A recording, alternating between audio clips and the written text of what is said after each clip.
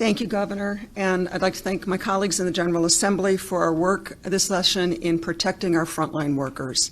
We brought together numerous groups to the table, focusing on protecting frontline workers from the risks that they are taking on our behalf.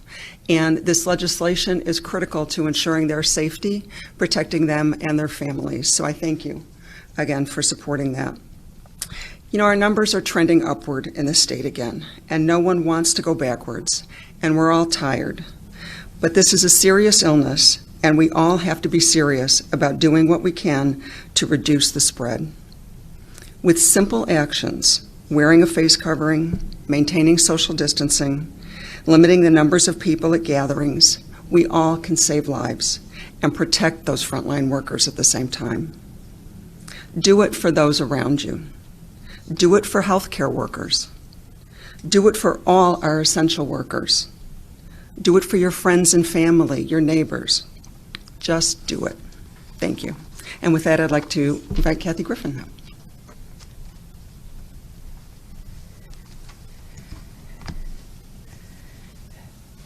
Thank you. I am a public school teacher. I taught for school in Schaumburg School District 54 for 30 years. I am now the president of the Illinois Education Association. There isn't anything we want more than to be with our students in school, but we want to make sure that that is done safely. We know that in-person learning is best for our students. However, each school district must develop a practical, enforceable safety plan that follows the guidance from the AAP, the CDC, the IDPH, and the ISBE, as well as paying attention to COVID data and positive cases in your community. These guidelines are quite simple. Everyone needs to wear a face covering, maintain social distancing, wash your hands. Temperatures should be checked of your children before they go to school. Develop cleaning and sanitizing procedures, along with the correct materials to clean and sanitize our schools, and make sure that everybody has appropriate PPE. The PPE for our cooks, for our custodians, our nurses, and those staff who are working with children with special needs, as well as some of those children, needs to be different than that of classroom teachers. If a school is not able to implement and follow, support, and enforce these guidelines, you should begin remotely for the safety of our children. This is not how we wanted to begin teaching with our kids this year. I say our kids because when they're part of our classroom, they're part of who we are. They're part of our family, and they touch our hearts in ways you cannot imagine. Their successes we celebrate. When they have struggles, we help them. We want to be with our kids, but we have to do so in a safe manner.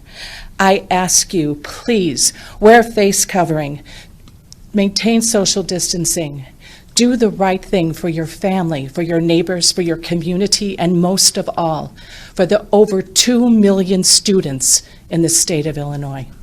Thank you.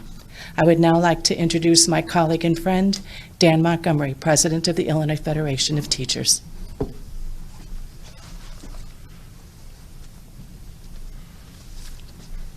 Thank you, Kathy. I'm Dan Montgomery, President of the Illinois Federation of Teachers. Thank you, Governor, for this action today. I can tell you, our members who are working in schools, colleges, and universities all over Illinois, from Chicago to Goreville and beyond, are breathing a sigh of relief today, and they're breathing it into their masks. Because with school, the return and reopening of schooling in August, mostly around the state, has been a source of great and deep concern to our members because of this very issue. We know the way to do it safely. We've got to help this state recover. The fastest way to get back into schools in person, which is what we all want, is that everybody wears their masks, everybody keeps their distance, and observes these guidelines, IDPH, et cetera. So today, the governor used the word educating. This is the first step, and I'm a high school English teacher by trade, did that for 18 years in Skokie, District 219. That warms my heart to hear that, because it is an education process. We've got to keep educating everybody, and it's not a one-off. As a teacher, you know, you keep reviewing, right? And so that's what we're going to do. This is a big step, Governor, and we appreciate that that state authorities will have the ability to make sure the right things are happening so we can get back into school buildings as soon as possible. Thank you, and let me introduce my colleague Tim Dre, President of the Illinois AFL-CIO. Thank you, Governor. Thank you, Dan. Governor, senators, thank you for all your work. Since the beginning, workers have been on the pandemic's front line to ensure all Illinois citizens receive essential services they need and deserve. These workers are going to work at great significant personal risk to themselves and their families. And just talking about firefighters, transit workers, retail workers, restaurant workers, and before long, teachers. They're called essential workers, but to us, they're much more than essential. They're heroes. They're on the front lines serving all of us. Businesses who do not enforce rules and customers who refuse to wear face coverings are putting workers in real danger. The working men and women of the Illinois AFL-CIO would like to thank the governor for his leadership during this pandemic and strongly urges the members of the Joint Committee on Administrative Rules to adopt the proposed rule to protect workers and their families. Thank you very much. And with that, I'd like to introduce a very good friend and colleague, Don Villar, Chicago Federation of Labor. Thank you, Tim. Thank you, Governor. I'm Don Villar, Secretary Treasurer of the Chicago Federation of Labor. On behalf of CFL President Bob Ryder and the 300 local unions and affiliates that make up the CFL and the 500,000 union members across the city of Chicago, working men and women, thank you, Governor, for having us here this morning to join you. When this pandemic hit, countless workers, essential workers, sacrificed their own health to keep our city and our state running. From transportation workers that kept our buses and trains rolling, to tradespeople strengthening our infrastructure, to public workers providing desperately needed services to our citizens. Chicago's union members, workers, answered the call during this crisis. As this pandemic has unfolded, we have all learned the critical importance of wearing a face mask, social distancing, and limiting crowd size. Most heeded these guidelines to keep themselves, their families, and their communities safe. However, we've seen a small number of businesses refuse to take these basic steps. When businesses flout public health guidelines, they endanger lives and they prolong this crisis, worsening the economic disaster. That's why we stand in support of this common sense emergency rule, which is, as the governor said, similar rules have already been adapted in other states. This rule encourages voluntary compliance before issuing any kind of penalty. And it's focused on businesses, not individuals. Again, repeating what the governor said, individual workers are not subject to penalty at the state level under these rules. Individual workers are not subject to penalty at the state level under these rules. Chicago's workers are second to none. They've sacrificed their health, safety, and livelihoods during this pandemic, including some who have died from this disease.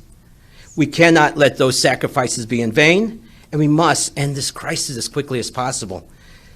Please follow the public health requirements, mask up, so we can all stay safe and we can put this pandemic behind us. Thank you. And now I'd like to introduce Sam Toya with the Illinois Restaurant Association.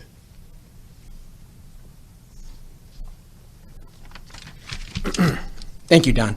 And good morning, everyone. Again, I'm Sam Toya with the Illinois Restaurant Association. The governor's order today is a further step to drive home the fact extra safety precautions and face coverings are necessary for everyone during this critical time. If we want to stay on a steady path and keep our progress with reopening, it's up to every individual to work collectively towards a common goal. It's not one group, one industry, one region. We all need to be rowing the same way. For restaurants and bars, the safety and welfare of our team members and guests is the top priority of all of this. The restaurant industry is already extremely health focused, and that has been in hyper drive throughout this pandemic. Face covering, social distancing, sanitizing, PPE, and more. are absolutely crucial to keep both our team members and guests safe. Again, keeping our team members and guests safe. It's simple. If you choose not to adhere to public safety guidelines or house rules at businesses, your favorite restaurant, shops, bars, salons, hardware stores, and more will pay the price. Help us so we can serve you. The stakes are too high, as it would be catastrophic to shut down our economy once again. It would be the death of the hospitality industry here in the state of Illinois.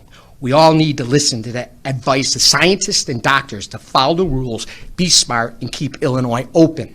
As we say at the Illinois Restaurants Association, covered faces keep open places. Now, I'd like to invite the governor up for Q&A. Thank you. Thank you, Sam. Thank you all, and I do want to, Senator Villanueva didn't get a chance to get up and speak today. We didn't want the program to go much longer, but I do want to recognize her again, and of course, Senator Gillespie for their leadership in the General Assembly on issues of keeping our workers in particular safe and healthy. So, yeah, right over here, and then I'll get you. Governor, yes, sir. Everyone up here is making a point of stressing that this is not going to penalize individuals. That's right. Why not penalize individuals? Yep. That's the best way to get compliance from workers, even if the business is, at large compliant, but the workers aren't, or if a customer isn't playing by the rules, and could that take pressure off of employees having to interact with customers? Well, much of the interaction that's going on between people around the state is going on in establishments of business, in bars, restaurants, retail, many of the things that Sam Toya was talking about, salons and so on. And it is in those enclosed places inside where it's vitally important that people are wearing their face coverings. I'm not excluding, by the way, that people need to wear their face coverings when they're out and about.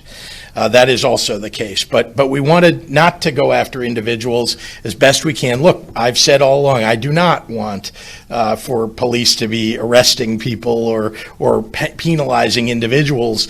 On the other hand, I've asked local authorities, including police, including local health authorities, to remind people as frequently as they possibly can that they need to follow this mask mandate. This is another step forward to protect workers who, by the way, are also the very people who are shopping in the stores in other circumstances, the very people who are working sometimes in schools as a second job.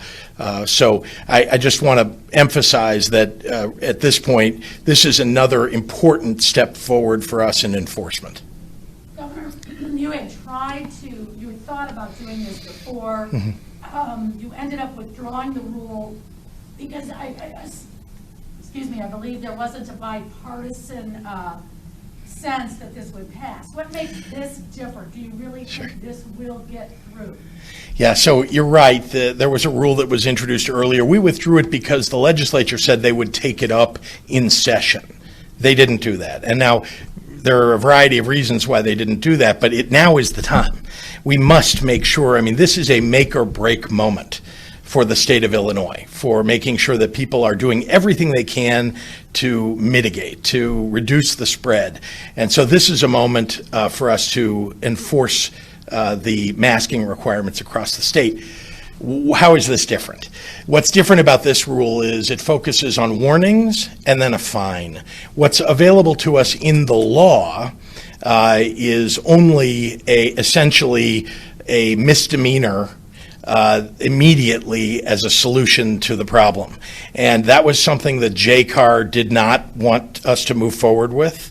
And so we made alterations. We've spoken with many members of the General Assembly, including members of JCAR. I can't tell you the political breakdown of how people will come down on whether we should wear masks or not, but I am confident that a majority of people in the state of Illinois, a vast majority, want us to have enforcement mechanisms and want us to make sure that people are wearing face coverings and following the mitigations. So, Governor, can you clarify this? Because I guess I'm not quite understanding what the enforcement is, who you're going after. So are you, if a customer comes in and does not wear a mask, but you're not going after the customer, are you then going after the business say, you're going to be fined for not, but how do they force somebody to wear the mask? Businesses are doing this now. I think you're aware that there are many businesses that have somebody who is standing outside the front door, for example, who is telling people who are coming in, you must wear a mask, reminding them that they must wear a mask, and even sometimes offering them a face covering if they don't have one of their own. And so that's been going on for some time. There are some businesses that aren't doing that. And they need to be reminded and then fined if they are not following this rule for the state of Illinois. We want to make sure that our workers are safe, and also all the people who are shopping are safe, all the people who are in bars or restaurants or in other locations. We want to make sure that they're safe and healthy, and this is one way for us to make sure that businesses that have been scofflaws on this subject know that there is a real penalty at the end of the line here. How much of an impact do you see this having? Because right now, as I understand it, a municipality could make its own ordinance to have rules like this. So what kind of difference could this have if municipalities that want to enforce strictly are doing so already, and those that don't agree with you on the masking are going to just brush this aside? The municipalities that have been responsible about this did this some time ago. They made sure they had some even stricter enforcement, typically, than what we're proposing here. And I've been encouraging that. As you know, I've traveled the state, many areas in downstate Illinois where I've met with mayors and spoken to groups of people and made sure that we're getting the media to spread the message. And it's worked. And places like Carbondale and Springfield, Sangamon County, and so on have indeed put in place enforcement mechanisms. But we wanted to make sure that there is a minimum enforcement mechanism for every county and every municipality across the state. This is it. But a state's attorney, a sheriff, they could choose to ignore this. Right? Well, a state's attorney and a sheriff can choose to ignore that you're speeding. They can choose to ignore that you're, breaking the law in some other way, I suppose. But many of them are looking for an enforcement mechanism. They may not have been granted one by their county board or by the city council, but they know that people should be wearing masks, and they want something they can rely upon. I want to say also that this is very important for schools. You know that we have a mandate for schools that when they reopen, the schools that are opening, that they must wear masks. People must wear masks. And so this gives the county public health authorities the ability to go in and consult with the schools to give them better enforcement mechanisms, or at least give them ideas about how they might make sure that schools are safer. There are some areas of the state where there are school boards that are thinking that they want to open without masks. There are parents that are encouraging school boards in some areas of the state to open without masks.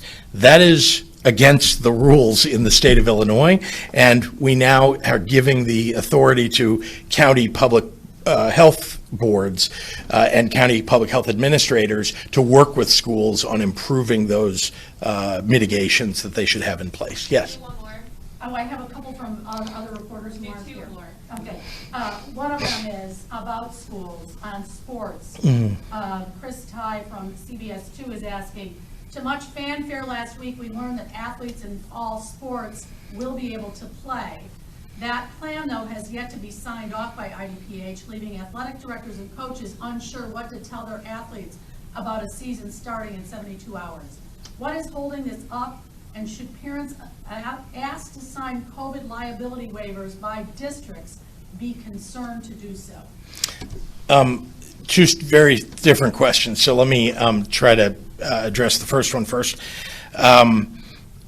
Actually, the rules that we put in place have, as you know, tiers of requirements on schools and limitations, depending upon the type of sport, depending upon the age bracket, et cetera. A lot of various, requirements in there that are different from sport to sport, and that allow, to a large degree, for lots of training, for conditioning, and in some sports that are social, that are distant, where people are not in close proximity to one another, they have the ability to play in tournaments with other schools. So that's all been laid out for us. I know that there are more granular decisions that are being attempted to be made by the associations representing schools or associations representing individual sports. And we're trying to work with them on a sport-by-sport basis, and whenever they submit a plan to us, working as fast as we can. It's a big state with 855 school districts and more than 4,000 schools, and so, you know, we're going to get them the information that we can. But let me just remind you, the number one consideration here is not that kids end up playing sports. The number one consideration is that our kids and the teachers and paraprofessionals and parents are kept safe and healthy. A liability form, though, Yeah. as folks, say. Yeah, that's something that different districts are, it's really different all across the state how they're, I'm not making any advice on what that should be or whether school districts should do that. All right, Amy Jacobson is asking me to ask you, Alderman Michael Scott has tested positive for COVID. He was with the mayor at a press conference, Yeah. touched the lectern, yet she is refusing to self-quarantine for 14 days. What message does that send? I know, she got tested, and as I understand, I read that in the newspaper.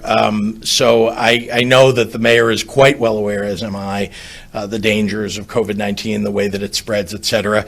I also want to just make a comment about that I reached out last night. Michael Scott is somebody that I know and think highly of, and I reached out to him. He said that he is feeling well and is currently asymptomatic. I don't think that's news to anybody, but I want to wish him well. I mean, the most important thing here is no matter what political party people belong to, you know, I similarly yesterday wished well to the governor of Ohio, the Republican governor of Ohio, Mike DeWine, who is a friend.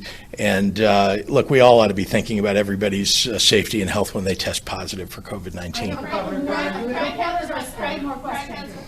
Okay, great. Governor, I mean, when a member of your staff tested positive, you quarantined for 14 days, and yet the mayor was right there, but masks were off at some point. I mean, shouldn't she be taking more precautions? I'm not going to advise. She has a doctor. I'm not going to make advice here about that.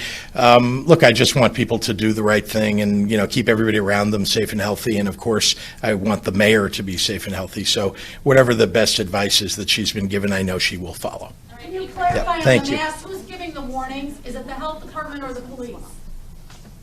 Either one. Either one in the room can do that. Local authorities have a variety of